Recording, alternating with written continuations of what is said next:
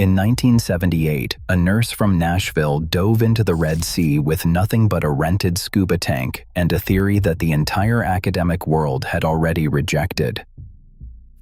46 years later, a team backed by $10 million in private funding followed his coordinates to the exact same spot on the seafloor.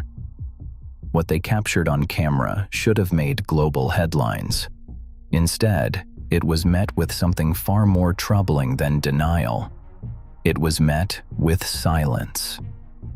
At the bottom of the Gulf of Aqaba, scattered across 1.5 miles of ocean floor, are the remains of what appears to be an entire Egyptian military force. Chariot wheels with spoke patterns that match the war machines of the pharaohs. Horse skeletons still positioned as though they were harnessed at the moment of death.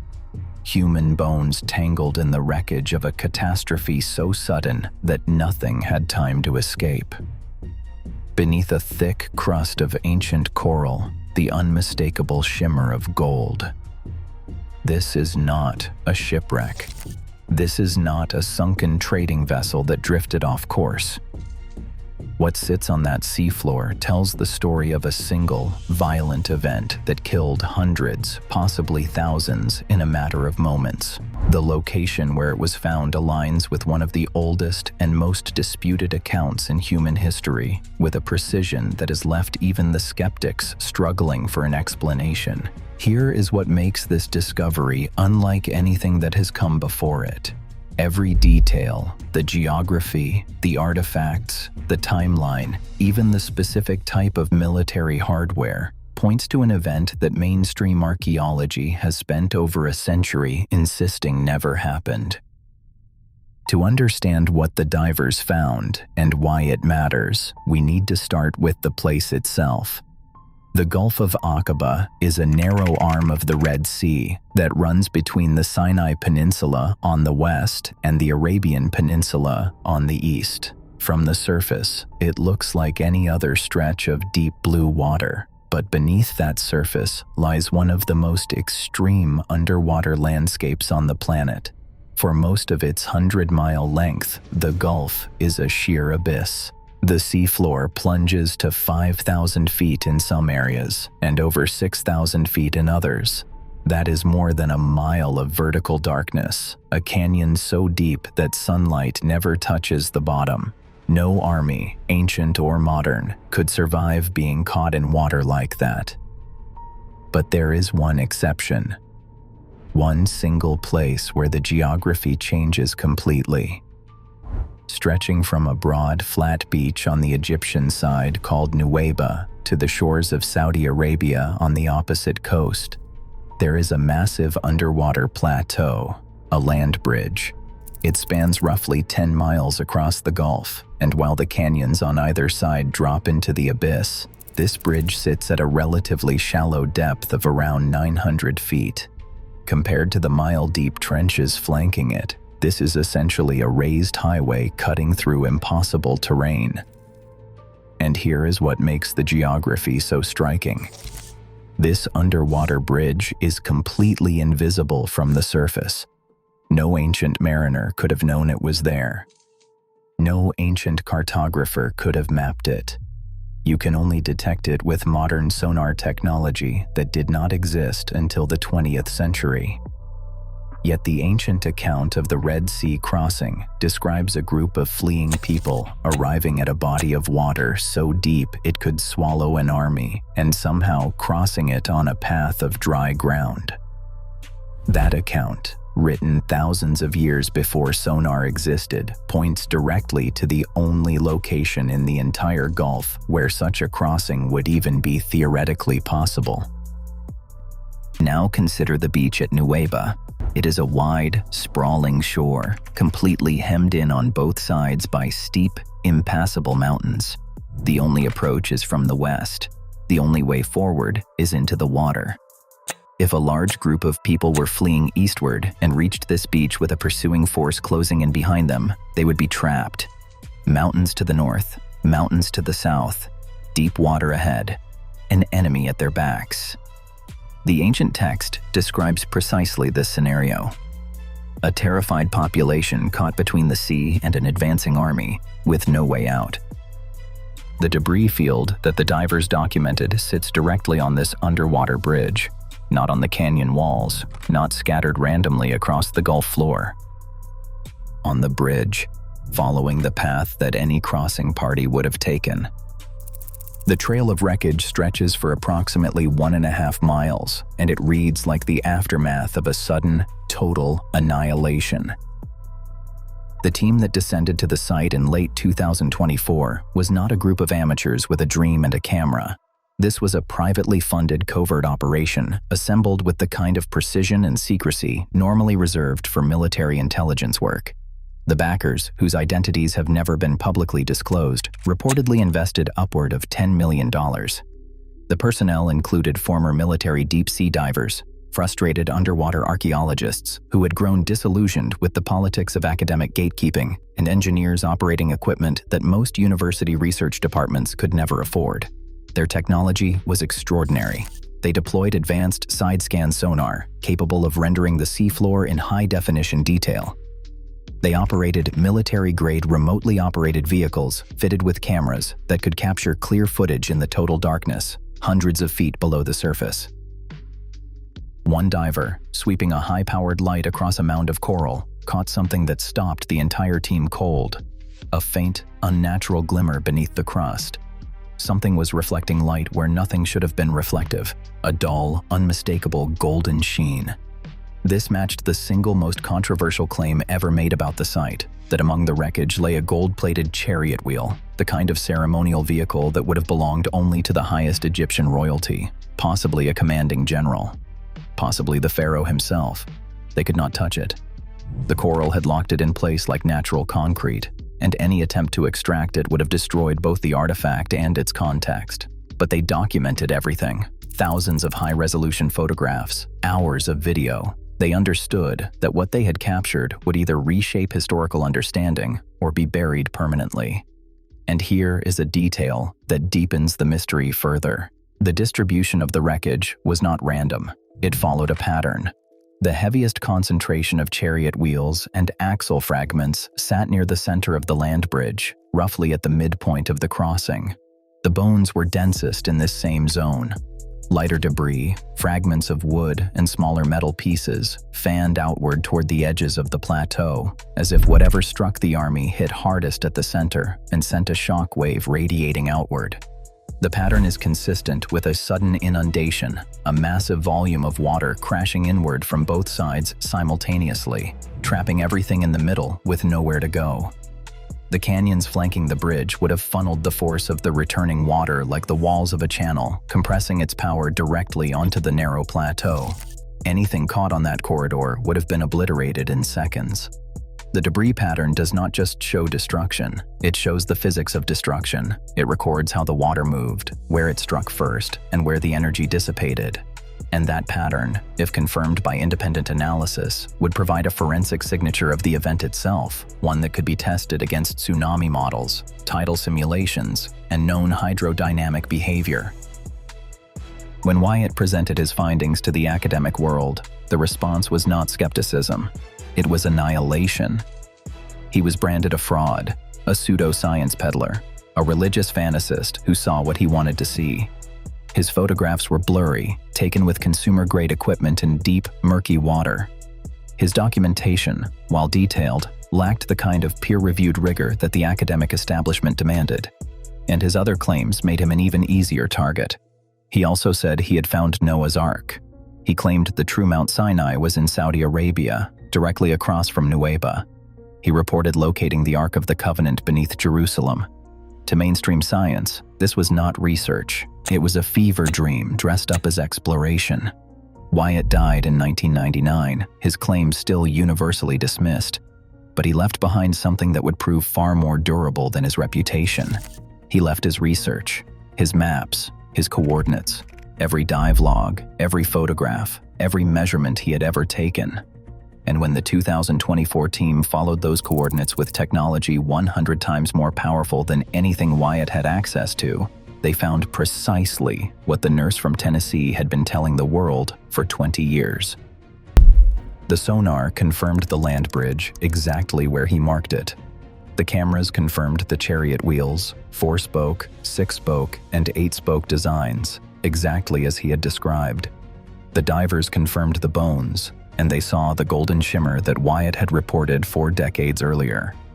One by one, the impossible claims of a man the world had mocked were being verified by the very technology that was supposed to render his work obsolete. But here is where the story takes a far more disturbing turn. When the 2024 team compared their high-definition sonar maps to Wyatt's original documentation from the 1970s and 1980s, something was wrong. Large sections of the debris field that Wyatt had marked as dense with artifacts were now suspiciously empty. Areas where he had documented heavy concentrations of chariot parts and skeletal remains were bare. The wreckage that should have been there according to his records was simply gone. Natural erosion does not explain this. The site has remained geologically stable for millennia, protected by its depth and the unique current patterns created by the surrounding underwater canyons. What the team reported finding instead were drag marks. Long, linear scars in the sediment, the kind you would expect if heavy objects had been hooked by cables and systematically pulled away from the sea floor. This was not the random scattering of ocean currents. This looked methodical. This looked intentional. This looked like someone with serious resources, serious access, and serious motivation had been quietly cleaning the site for decades. And then there is the matter of the golden wheel. According to Wyatt's account, during one of his dives, he located and recovered a 4-spoke chariot wheel plated in gold, the kind of ceremonial artifact that would have belonged only to the highest echelon of Egyptian royalty. He said he brought it to the surface, he documented it, he photographed it, and then, believing he was doing the responsible thing, he reported its existence to Egyptian authorities, expecting they would celebrate such an extraordinary find. What happened next should unsettle anyone who cares about historical transparency. The wheel vanished. There are no official photographs in any archive. There is no museum record in Egypt or anywhere else. There is no government acknowledgement that such an artifact was ever recovered, ever examined, ever existed. The single most important piece of physical evidence, the one object that could have verified everything Wyatt claimed, simply ceased to exist the moment it left his possession. Skeptics cite this disappearance as proof that Wyatt fabricated the story. No wheel, no evidence, no credibility, case closed. But consider the alternative. What if the wheel was real? What if it was confiscated precisely because of what it proved? What if it now sits in a government vault or a private collection, locked away from scientific analysis and public scrutiny? Artifacts of profound historical significance have disappeared before when they threatened established narratives or powerful interests. This would not be the first time. So why the silence? When the 2024 findings were quietly shared with leading Egyptologists, the response was not excitement. It was not debate. It was a wall of absolute silence. And that silence tells its own story. For over a century, the consensus among mainstream Egyptologists has been firm. The mass exodus described in ancient texts did not happen, at least not on the scale the accounts describe. This position is taught in every major university, written in every standard textbook, and defended as settled truth. Scholars point out, correctly, that there is no confirmed archaeological evidence in the Sinai Desert for a massive population moving through the region over decades. Where are the campsites? Where are the mass graves? Where is the pottery? They also note, correctly, that no surviving Egyptian record, no hieroglyph, no papyrus, mentions the catastrophic loss of an entire military force in a single day. The entire framework of modern Egyptology, its timelines, its king lists, its reconstruction of the New Kingdom, is built on a foundation that does not include this event. If confirmed, the discovery on the seafloor would not merely add a footnote to Egyptian history, it would demolish a century of scholarship. A professor who has built a 30-year career on the position that this event is mythology cannot reverse course without destroying their own reputation. Their publications become fiction. Their students were taught something false. The institutional pressure to stay silent, to attack the source rather than engage with the evidence, is immense. But some researchers have whispered about a possibility darker than academic self-preservation. This discovery, if validated beyond dispute, would provide tangible, physical evidence for one of the foundational events described in the texts sacred to Judaism, Christianity, and Islam.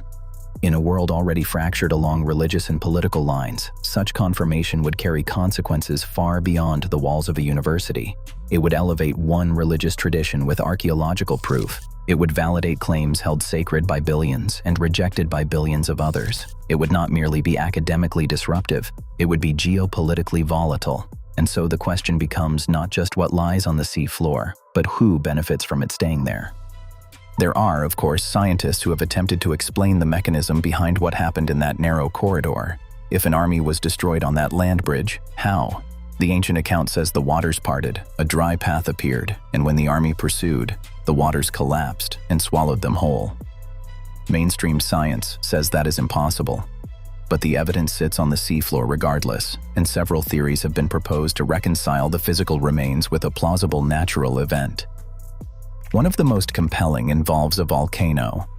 Roughly 3,500 years ago, a catastrophic eruption occurred on the Greek island of Thera, known today as Santorini. It was one of the most powerful volcanic events in recorded human history, a blast so massive it reshaped coastlines, altered climate patterns, and may have contributed to the collapse of the Minoan civilization. An eruption of this magnitude would have generated a massive tsunami that radiated outward through the Mediterranean and into interconnected bodies of water. What most people do not understand about tsunamis is the drawback. Before the wall of water arrives, the ocean recedes. The sea pulls back dramatically, sometimes for miles, exposing sections of the seafloor that have never seen sunlight. To anyone who had never witnessed this phenomenon, it would look as though the sea itself were opening, the water retreating, a path appearing where moments before there had been nothing but deep water. The theory works like this. The fleeing group arrives at Nueva, trapped against the sea. The Thera eruption, hundreds of miles to the northwest, triggers a tidal drawback in the Gulf of Aqaba. The water pulls back, exposing the 10-mile land bridge. They cross. The pursuing army sees their quarry escaping across ground that moments before was underwater, and they charge after them. Heavy chariots, horses, hundreds of soldiers, all funneling onto a narrow plateau flanked on both sides by bottomless canyons. And then the drawback ends. The wave returns. A wall of water roars back into the Gulf, annihilating everything on the exposed bridge in an instant. The timing, the parting, the collapse of water from both sides fits the ancient description with unsettling precision. Other theories push further into speculative territory. Some propose that what the fleeing people carried with them was not merely a sacred object, but something far more powerful, a piece of technology, perhaps an energy source taken from Egypt. Under this interpretation, the pursuit was never about recapturing laborers, it was about recovering something irreplaceable. When the group was trapped at the water's edge, this device was activated, creating the dry passage through some unknown force. Once the army committed to the crossing, the device was deactivated and the waters collapsed. This would explain why a pharaoh would risk his entire elite fighting force in a reckless charge into a body of water that had just demonstrated it could behave in ways no one had ever seen. Whatever the mechanism, whether divine, natural, or something science has not yet categorized, the physical evidence tells a consistent story. Something happened in that narrow corridor 3,500 years ago. Something sudden, something violent, something that killed an entire military force and left their remains to be fossilized in coral on the bottom of the sea. The footage is real. The coordinates are precise. The technology that captured the evidence is beyond dispute, and the silence from the people best positioned to explain it grows louder with every passing month. Because when evidence vanishes from a site that has been stable for millennia, when drag marks appear where artifacts once lay, when a gold-plated chariot wheel disappears the moment it is handed to authorities, and when the world's leading experts choose not to speak, the question is no longer whether something extraordinary happened at the bottom of the Red Sea. The question is, who decided you were not supposed to find out? History is not always written by the victors. Sometimes it is erased by the gatekeepers. And as the trail grows colder and the questions sharper, one thought persists. If something this significant can be suppressed in plain sight, documented by cameras, mapped by sonar, witnessed by divers, and still kept from public discourse, then what else has been buried along with it? And who gets to decide when the rest of us are finally allowed to know?